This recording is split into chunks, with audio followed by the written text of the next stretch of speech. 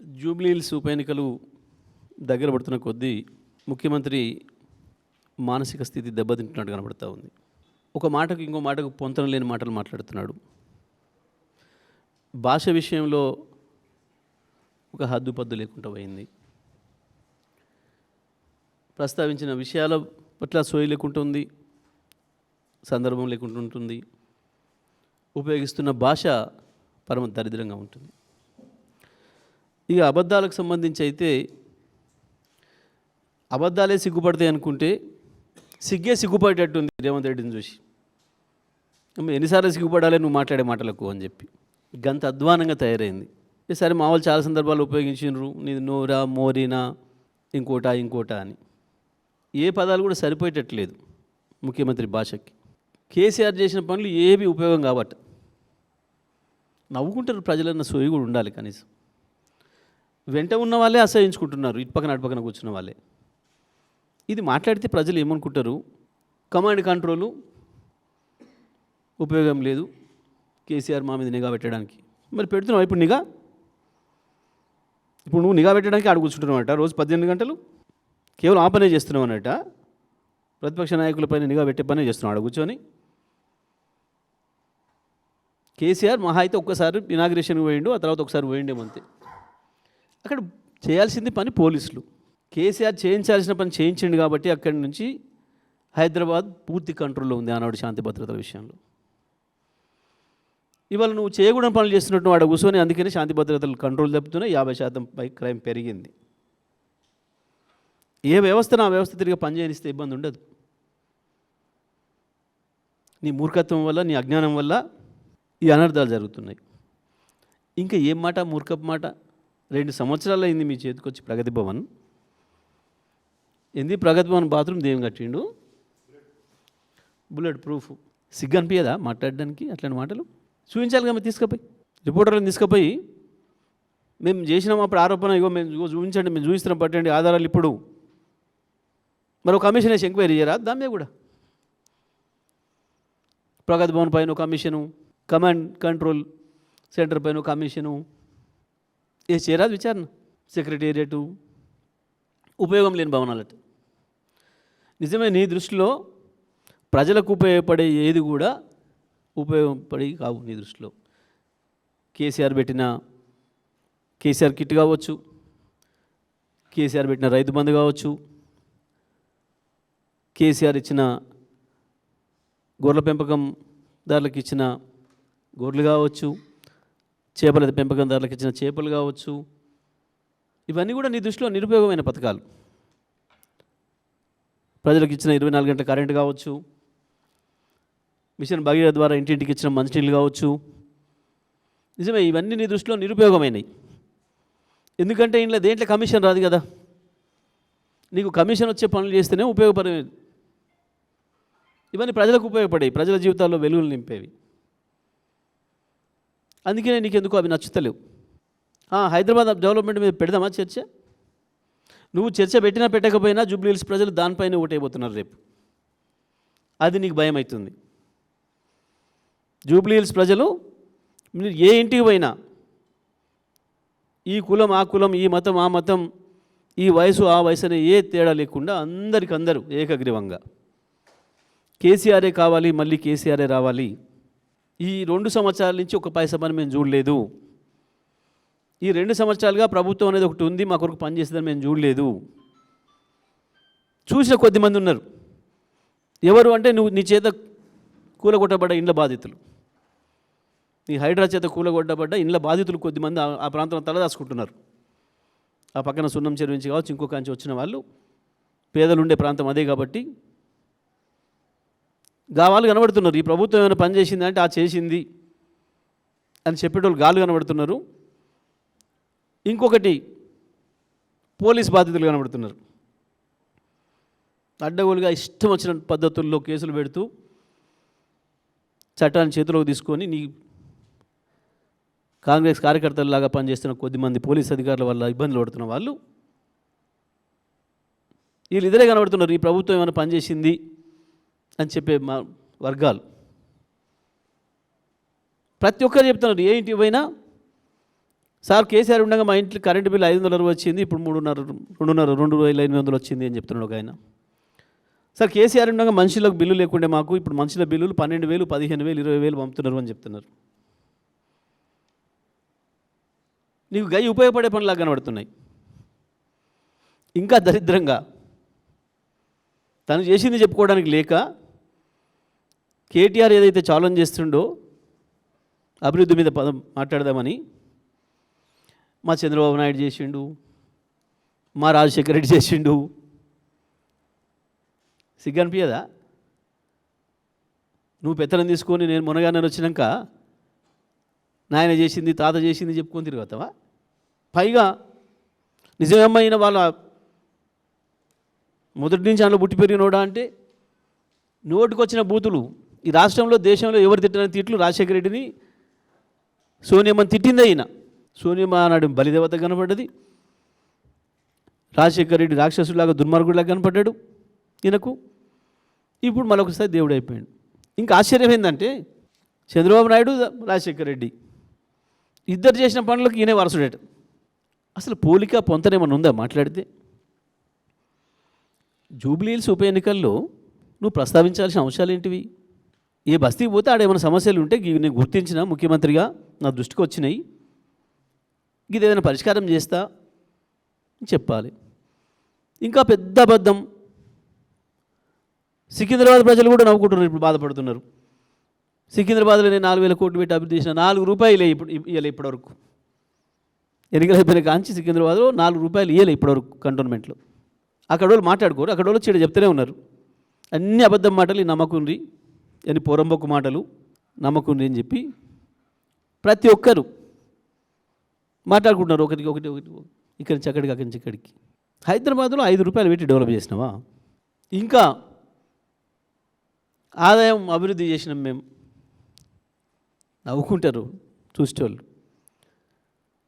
కేసీఆర్ 60,000 కోట్ల ఆదాయాన్ని తెలంగాణ రాష్ట్రానికి అక్కడి నుంచి తీసుకొస్తే 2.5 లక్షల వరకు తీసుకొస్తే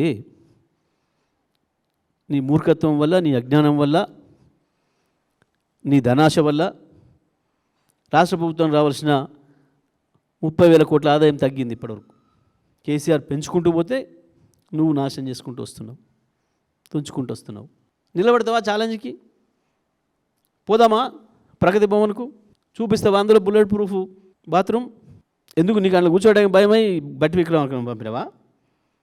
అందులో వెనక దవ్వుకున్న డోర్ రాకపోతే ఊపిరి ఆడుకుంటూ పోవాలని 100 రూమ్లు నడిచినావు.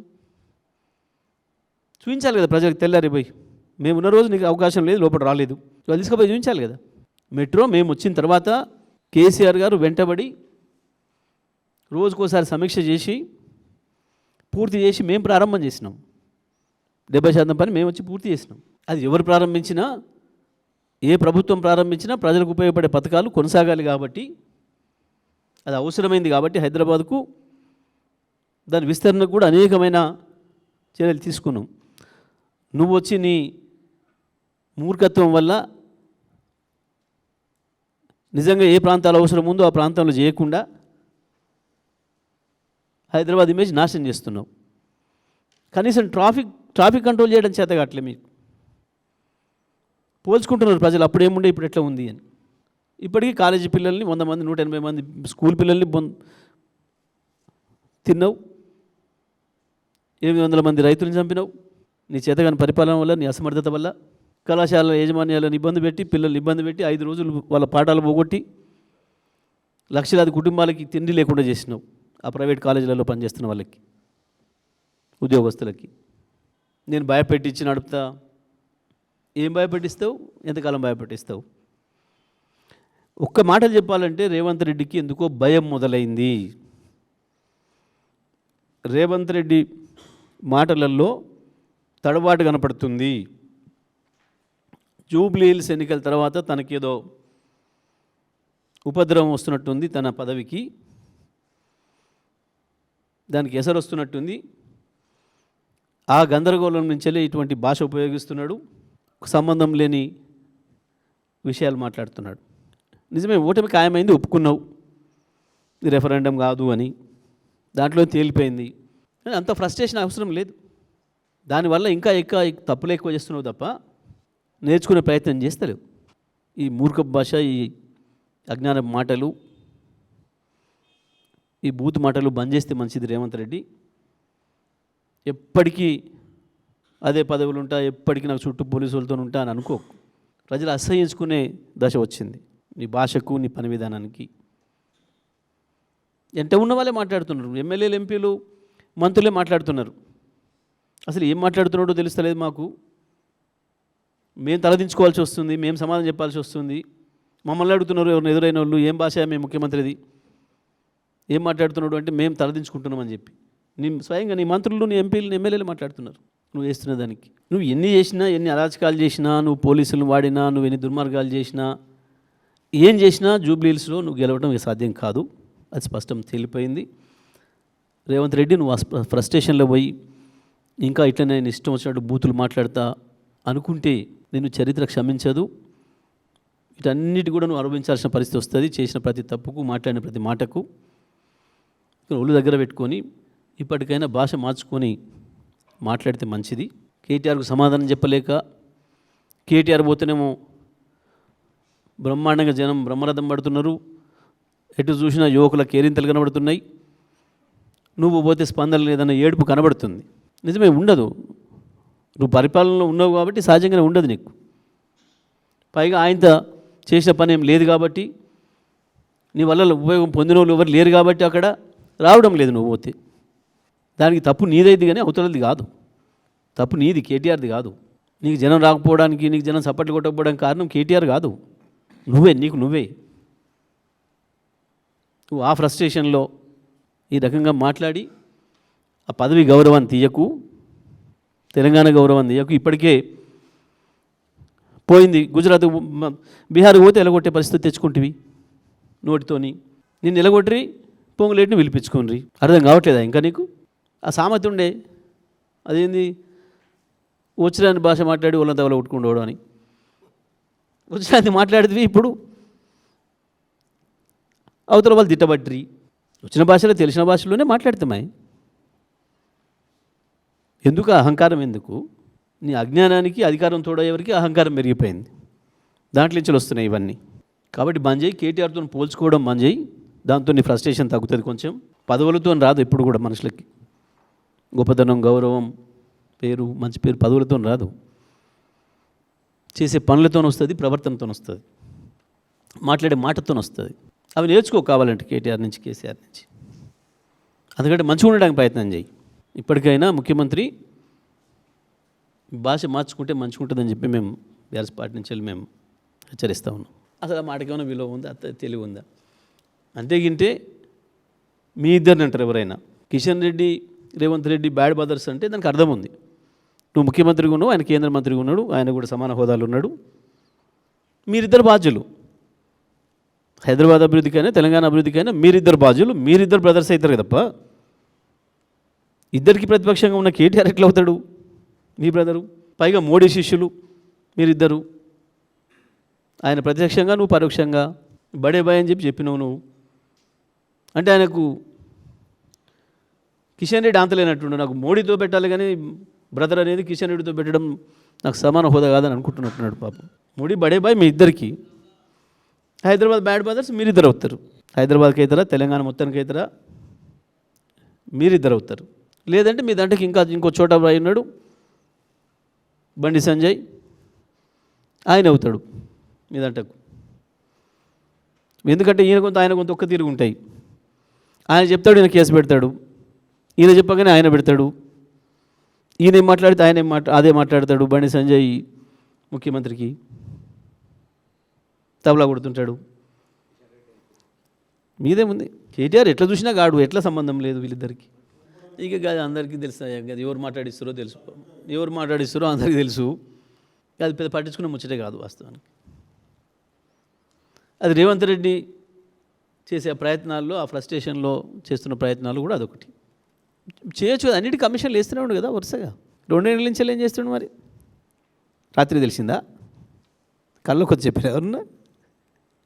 చిల్లర మాటలు అంటే నాకు ఇవే చిల్లర మాటలు, చిల్లర వేషాలు. కమాండ్ కంట్రోల్లోకి ఇది జరుగుతుంది. 2 ఏళ్ళ నుంచి అందులో కూర్చుంటున్నావు. నేను దొరికిందా కుర్చీ కింద ఏమన్నా? ప్రజలు నవ్వుకుంటున్నారు ఈ మాటలు చూసి. మాకు కూడా బాధ కలుగుతుంది. తెలంగాణ ముఖ్యమంత్రికి ఇంత దరిద్రంగా మాట్లాడితే ఎట్లా? మనకు అందరి గౌరవం పోతుంది కదా, మన అందరికి ముఖ్యమంత్రి కదా అని.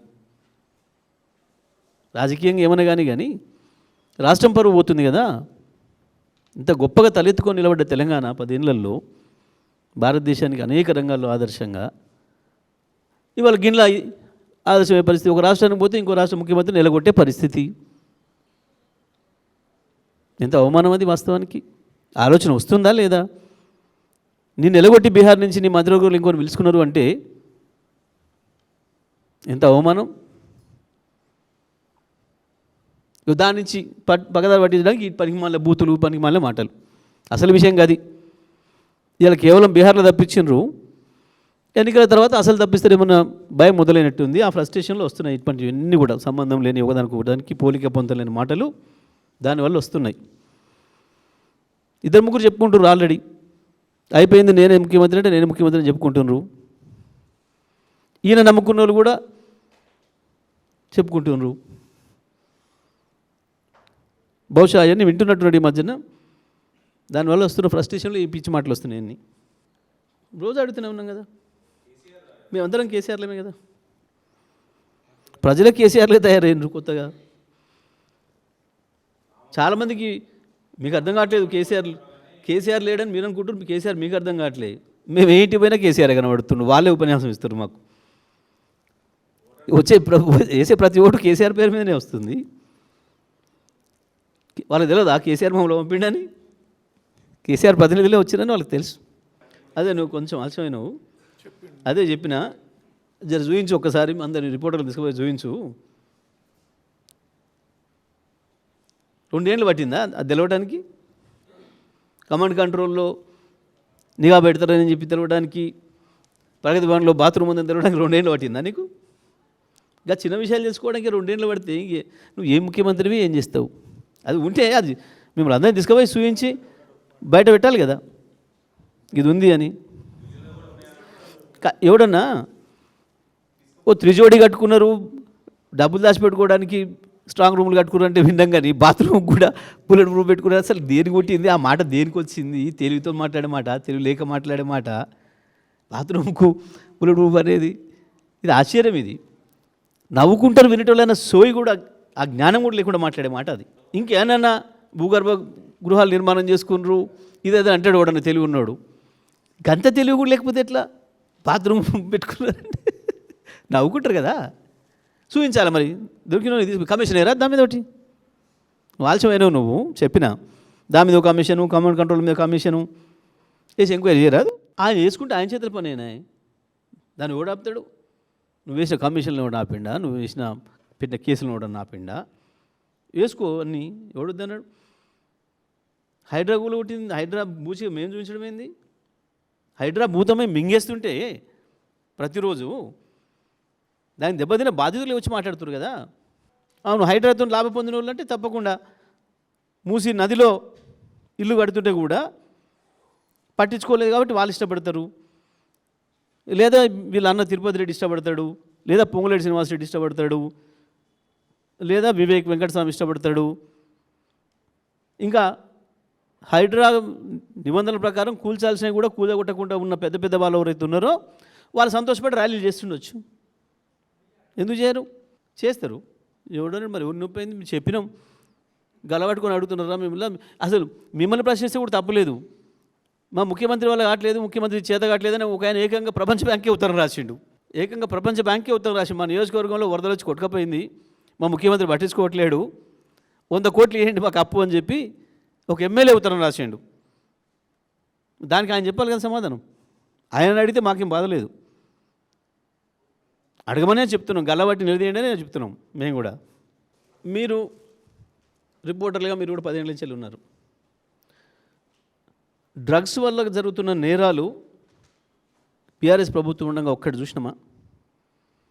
ఈ 2 ఏళ్లలో ఎన్ని నేరాలు, ఎన్ని ఘోరాలు డ్రగ్స్ వల్ల. బుద్ధి ఉండాలి కదా మాట్లాడడానికి. నీ కమిషనరే కదా స్వయంగా చెప్పిండు. నీ 2 కమిషనర్లు 50% నేరం పెరిగింది హైదరాబాదులో. దేనివల్ల? డ్రగ్స్ వల్ల. నువ్వు వచ్చినావు, నీ వెనకాల డ్రగ్స్ వచ్చినాయి. ఆ మత్తులో అసలు నువ్వు మాట్లాడేదే డ్రగ్స్ మత్తులో మాట్లాడినట్టు కనబడుతున్నావు. ముఖ్యమంత్రి మాటలే డ్రగ్స్ మత్తులో మాట్లాడేవాడి మాటల్లాగా ఉన్నాయి. స్వయంగా అంత సోయి తప్పేవాడు మాట్లాడాడు. ముఖ్యమంత్రి నిజంగా స్పృహలు ఉంటే మాట్లాడరు. ఆ డ్రగ్స్ మత్తులో ఉంటే వచ్చే మాటలు మాట్లాడుతున్నావు నువ్వు. అందుకనే నీ గ్యాంగ్లే పెరిగిపోయినాయి హైదరాబాద్లో పట్ట పగలు. ఇప్పటికి ఎన్ని చూసినాం మనం? ఒక 100 హత్యలు చూసుంటాం. జరిగినాయా? కేసీఆర్ ప్రభుత్వంలో ఒక్కటంటే ఒకటి చూపిస్తారు. అట్లా తొక్కి పడేసినాం కదా ఇక్కడికక్కడ. నువ్వు వచ్చినావు, పోలీసుల పని పోలీసులు చేయనీయకుండా నీ పోలీసు విధులలో కూడా మీరు ఇన్వాల్వ్ అయ్యి మంచి ఆఫీసర్లు ఉంటే తీసి పక్కన పడేసి మీరు చేసిన నిర్వాహకం వల్లనే డ్రగ్స్ పెరిగినాయి, నేరం పెరిగింది. ఇవన్నిటికీ సాక్ష్యాలే ఉన్నాయి, మీ అధికారుల రిపోర్ట్లే ఉన్నాయి. మరి అది నువ్వు చూడలే, నేను చూడలే, ఇంకొకరు చూసేవాళ్ళు ఉంటే చెప్పాలి. ఎండకెళ్ళి తీసుకుపోతుండో నీళ్ళు. మరి ఈ టెక్నాలజీ ఎప్పుడు వచ్చిందో ఎంతవరకు మనం చూడలే. మరి లేని దానికి ప్రచారం చేసుకుంటాడు, చేసిన దానికి ఎందుకు ప్రచారం చేసుకోలే?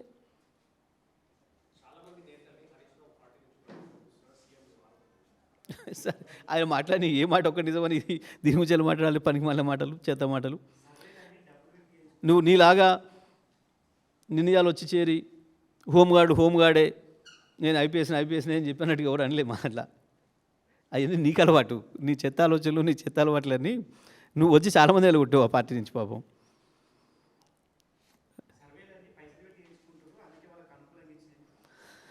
ఆయన ఎన్ని పైసలు పెట్టి చేయించుకున్నా అనుకూలంగా వస్తలేదు, అందుకని ఆ ఏడుపు. అందరికంటే ఎక్కువ ఆయనే చేయించుకుంటూ సర్వేలు రోజు చేయించుకుంటుండు, ఇంటెలిజెన్స్తో తెప్పించుకుంటుండు. ఆ సర్వే వచ్చిన కొద్దీ మెంటల్ అవుతున్నాడు, దాంతోనే వచ్చి పిచ్చి పిచ్చి అని మాట్లాడుతున్నాడు. Right, thank you.